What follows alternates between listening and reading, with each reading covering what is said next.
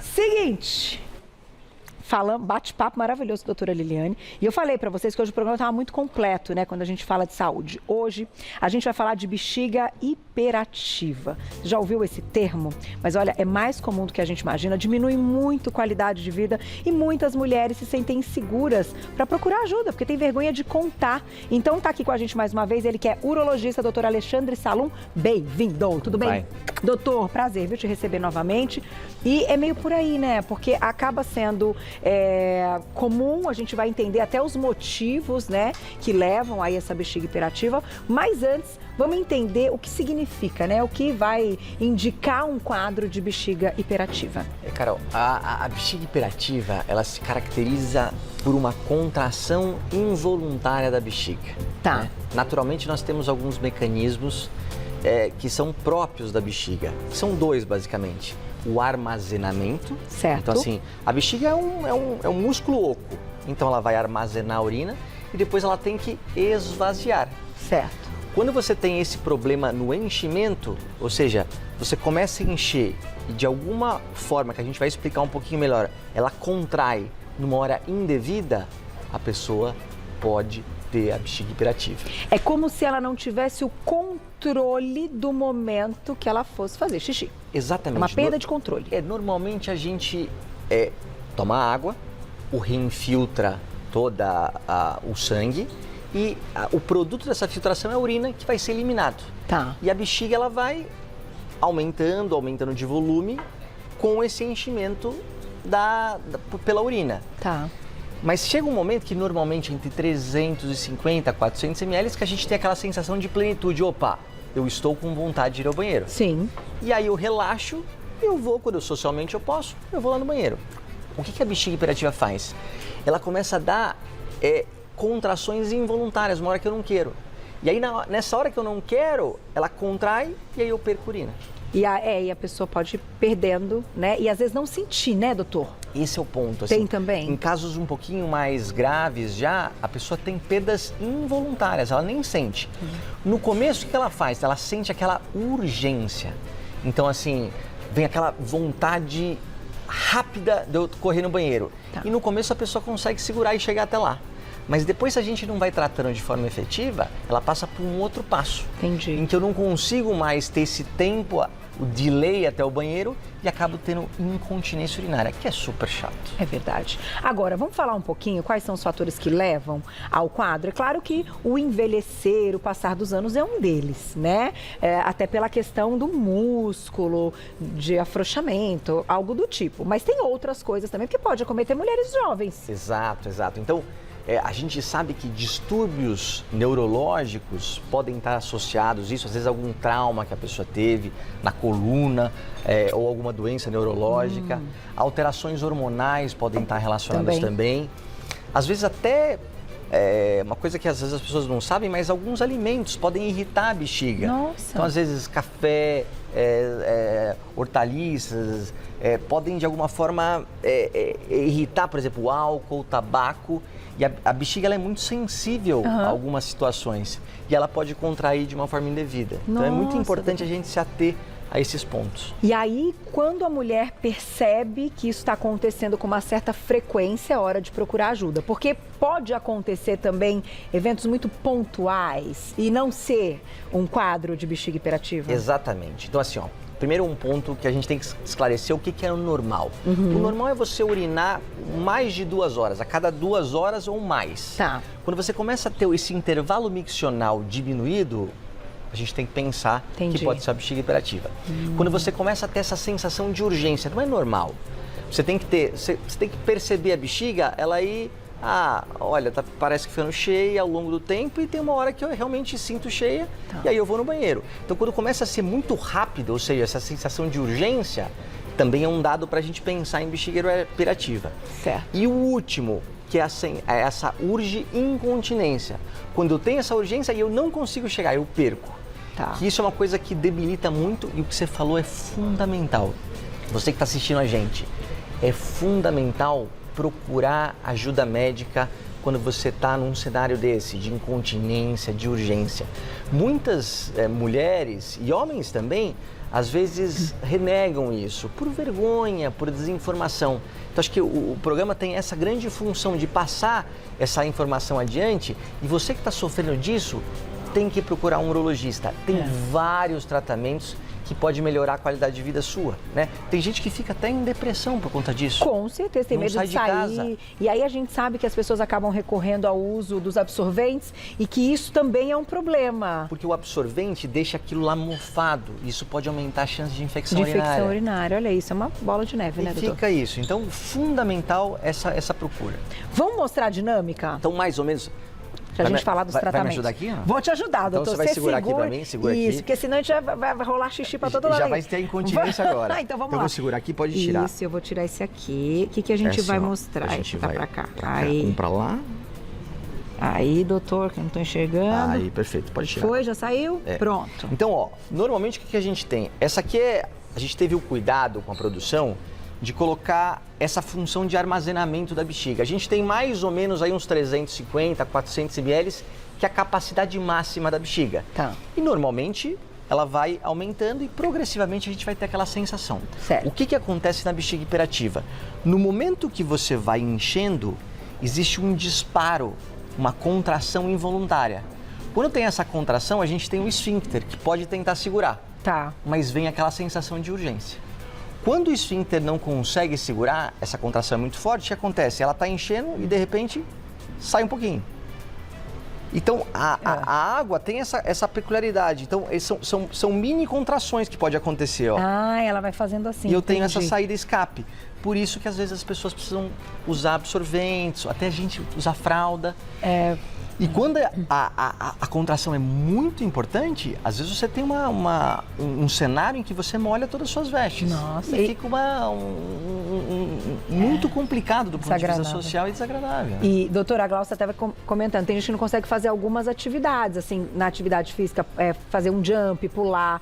Já ouvi quem corre também, e até já ouvi, doutor, e daqui a pouco você me conta se é mito ou se é verdade, que pelo impacto, um impacto muito grande, né, sempre muito impacto, corredoras podem desenvolver mais cedo bexiga hiperativa. Muito me interessa essa resposta. Se as mulheres têm, então, mais chance de desenvolver exatamente por causa desse impacto, doutor? Carol, isso é fundamental entender. A gente dá aula na Universidade de São Paulo e a gente estuda muito essa parte de incontinência urinária. E tem duas formas de incontinência. Tem a incontinência de esforço, que se caracteriza em grande parte pela perda quando você faz o esforço. Então, quando você tosse, quando você abaixa, quando você tem um impacto. Entendi. Geralmente, quando ela acontece, geralmente em mulheres já que tiveram gestações múltiplas, vários partos. Por quê? Porque o aumento da pressão abdominal acaba diminuindo essa capacidade de sustentação. Entendi. É a famosa bexiga caída. Bexiga caída, ok. Então, nesse ponto, se ela tiver a incontinência urinária de esforço, fazer esse tipo de sensação pode piorar, sim. Então, nem toda bexiga hiperativa é caída. Então, são coisas diferentes. Uma coisa é a incontinência urinária de esforço e outra coisa é a bexiga hiperativa. Tá. Se caracteriza por quê? Por essa contração involuntária. A bexiga de esforço é diferente. Realmente uma bexiga que caiu. Você perdeu a capacidade de sustentação. Então, se você fizer esforço, você vai perder. Entendi. Diferente da que a gente está falando da bexiga hiperativa, que ela vai contrair numa hora que a gente não quer. Que a gente não quer involuntariamente. Então, são duas perdas que acontecem, mas por mecanismos diferentes. Tá certo. Vou aproveitar então, doutor, que é o seguinte, a gente foi ouvir as palavras da Vandressa, ela é fisioterapeuta e ela conta como a fisioterapia pode ajudar, né, dicas bem valiosas quando a gente está falando de bexiga hiperativa. Dá uma olhada.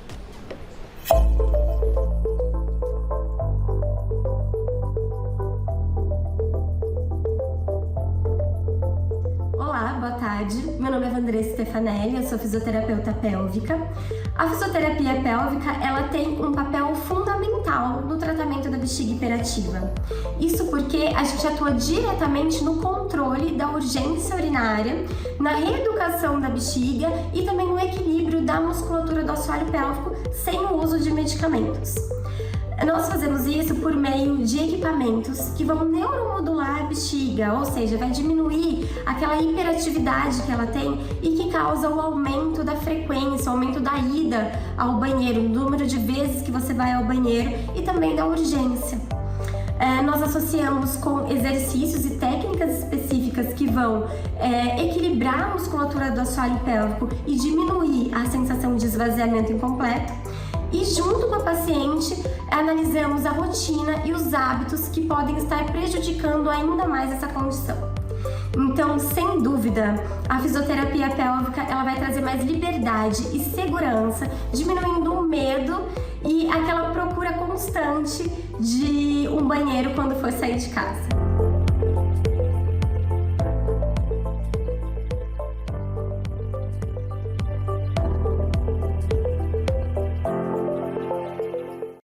Tá aí, obrigada, Vandressa. Eu vou deixar o contato para vocês, né? Antes do intervalo falei dessas dicas, que são os exercícios realmente. Então, procurar uma pessoa com essa capacitação vai ajudar e muito. @Vandressa com w.fisio, @Vandressa.fisio. Vocês encontram o trabalho dela lá nas redes sociais. Doutor, vamos falar então de tratamento, porque vai depender também faixa etária, o quanto, a gravidade já, né? Como está o quadro. Na maioria das vezes, a gente tem que entender o porquê, que é o que a gente falou. É a contração involuntária da bexiga. Então, o que a gente usa? Em mais de 80% das vezes, a gente consegue usar medicamentos que diminuem essa contração involuntária. Ah, entendi. E com grande resposta clínica. Tá. Então, assim, pessoas que às vezes acordavam 5, 6 vezes à noite por conta dessa situação, acabam diminuindo bastante. Tá. A fisioterapia é sempre um cenário e uma atividade adjuvante que vai ajudar nesse tratamento, modulando a região em si e de alguma forma melhorando também esse cenário dessas contrações. Perfeito. Algo muito interessante é o uso que a gente faz cada vez mais do Botox.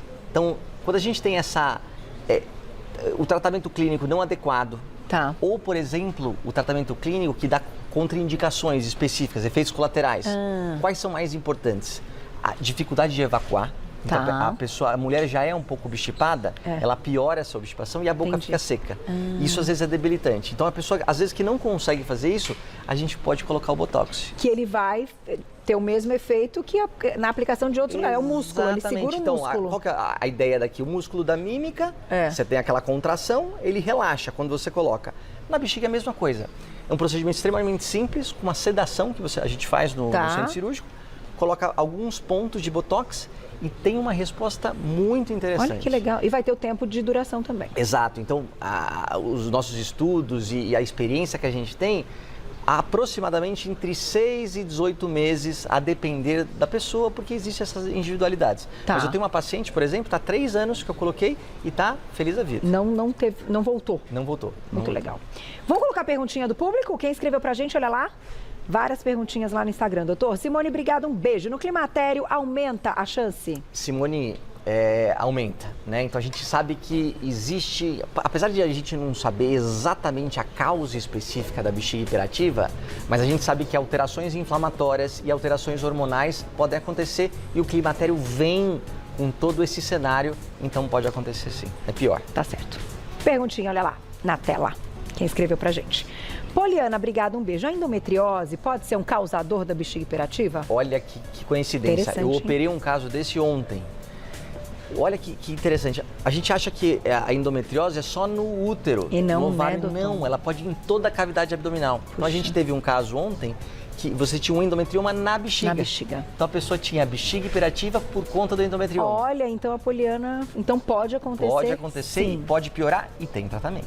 E aí pra gente descobrir tem uma investigação ampla também pra ver esses pontos de endometriose, que não é tão simples, né? Não. Precisa de uma limpeza, né, pra conseguir enxergar esses pontos. O tratamento da endometriose é extremamente complexo, multiprofissionais também. Mas quando existe a necessidade cirúrgica, em que você vê a lesão, o mais importante é você tirar como um todo.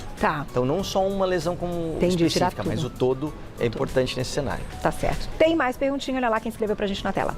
Obrigada, Valéria, um beijo. Falaram que o xixi a cada 2 horas é o certo. Quem bebe muita água e tem intervalos menores também é normal? Vamos falar dessa relação com o líquido, né?